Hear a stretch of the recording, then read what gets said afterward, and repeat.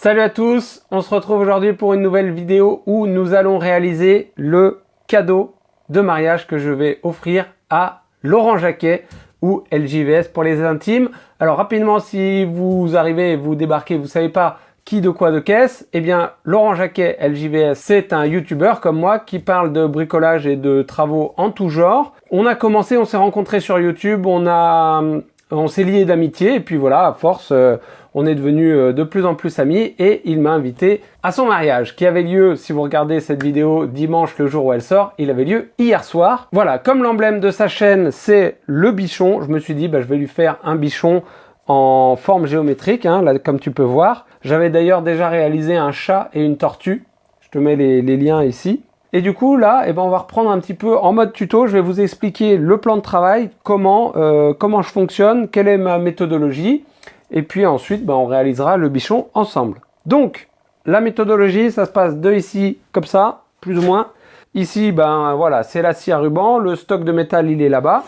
Je suis parti sur du rond de 6 mm, donc sur Acier Détail Découpe. Tu retrouves le lien dans la description avec un code promo. Voilà, une fois que les pièces sont débitées, hop, on vient les meuler ici pour mettre les angles. Parce que voilà, on coupe pas droit, on met des angles pour pouvoir faire réunir toutes les arêtes ensemble. Ici, une petite bassine d'eau qui permet de refroidir, quand on meule, de refroidir et puis de pouvoir positionner pour pas trop se brûler. Et puis, alors je soude au TIG, je vais tout souder au TIG parce que c'est vraiment le plus simple, c'est quelque chose qui est précis, le TIG, qui fait pas d'étincelles, etc. C'est vraiment le top pour ce genre de choses. Maintenant, si vous n'êtes pas équipé de TIG, c'est pas grave, vous pouvez tout à fait réaliser ce genre de choses. Il faut savoir que c'est quelque chose de tout à fait abordable. C'est vraiment au niveau de difficulté, on est assez bas. Le seul truc, c'est qu'il faut être un minimum minutieux et c'est un peu long. Il faut être patient. Mais vous pouvez réaliser ça à l'électrode enrobée ou au semi-automatique. Donc première étape de ce tuto, ça va être de reporter la forme sur cette planche. C'est voilà, c'est une chute, c'est un truc, c'est du mélaminé là. Pourquoi? Parce que cette feuille, évidemment, si on soude dessus, elle va flamber et du coup on perd notre dessin. Donc le but, ça va être d'avoir un support qui tient un peu mieux la chaleur, même si, on va pas se mentir, à la fin, la planche, elle sera cramée. Donc c'est pour ça qu'il faut prendre quelque chose dont on ne se soucie pas, évidemment. Alors ma méthode pour faire ça, ça va être avec un pointeau ou une pointe à tracer, que j'ai oublié, de venir piquer à toutes mes intersections et après j'enlèverai le dessin et je relierai les points. Donc voilà, ça fait un truc un peu comme quand on était gosse, fallait relier les points ensemble et ça faisait une forme. Là c'est le même principe et une fois qu'on aura la forme ici, on pourra commencer à souder.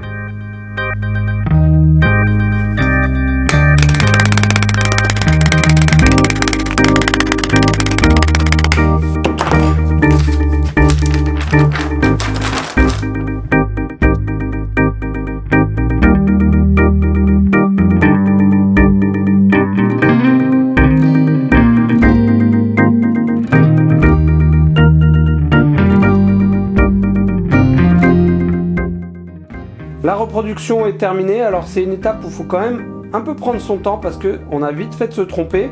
Quand il n'y a que les points, c'est quand même pas forcément évident de reconstruire la forme. Comme tu vois ici, je me suis trompé.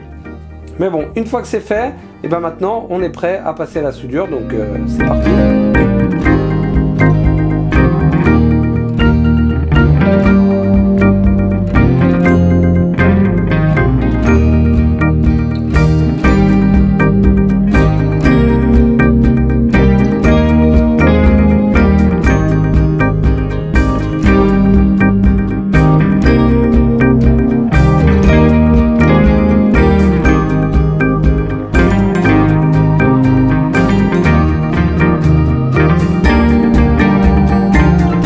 Voilà, je viens de finir toutes les soudures.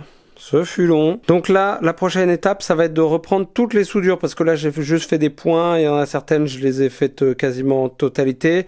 D'autres, c'est à moitié. Donc, tout reprendre, tout vérifier. Une fois que toutes ces soudures seront bien faites, c'est de passer un coup de disque à lamelle pour blanchir un petit peu, pour essayer d'enlever les désaffleurs, etc.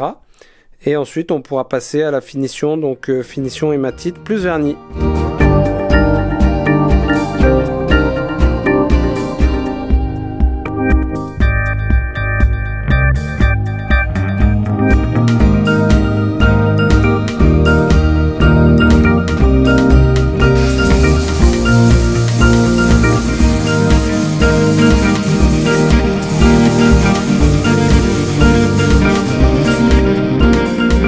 Donc là, avant de passer l'hématite, je voulais dégraisser et nettoyer, essayer d'enlever toutes les traces dues à la chauffe du métal.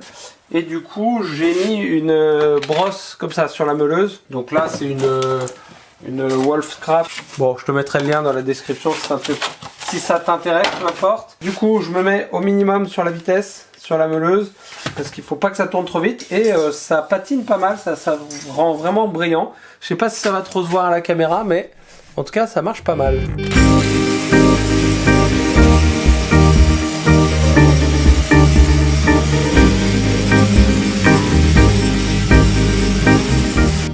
Et honnêtement, en voyant ça, ça donne presque envie de le laisser brut de métal et de noircir juste les yeux et la truffe. Je crois que je vais faire ça, hein. Franchement, ça rend vraiment bien.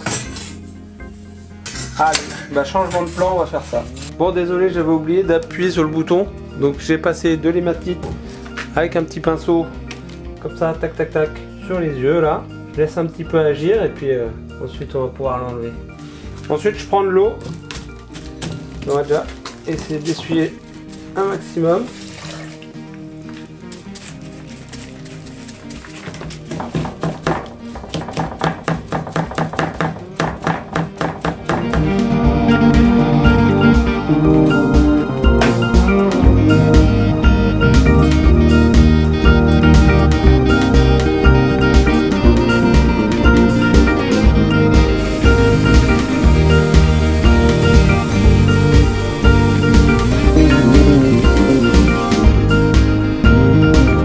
Je viens de passer la dernière couche de vernis, il est maintenant terminé, j'espère que ça plaira à Lolo et sa femme.